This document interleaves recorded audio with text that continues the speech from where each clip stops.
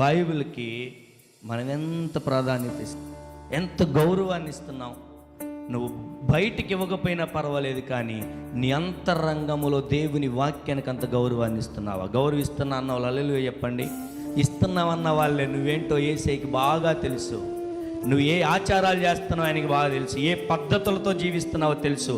నీ హృదయం దేంతో నిండిందో ఆయనకి బాగా తెలుసు. ఇప్పుడు చెప్పు, హృదయంలో వాక్యానికి చోటిచ్చి గతం తీసే. ఇప్పుడు ఒక 2 సంవత్సరాల నుంచి క్యాలిక్యులేట్ చేసి, ఒక 2 సంవత్సరాల నుండే సరే, ఒక సంవత్సరం 2024 జనవరి నుండి అనుకో, నువ్వు 40 ఏళ్ళ సీనియర్ విశ్వాసమైనా తీసే.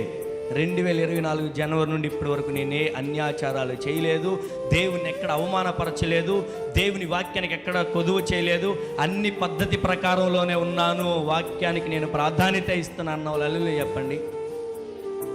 నేను దేవుడు చూచాడు. అట్టి ఆధిక్యత, అట్టి ప్రాధాన్యత మనం దేవునికి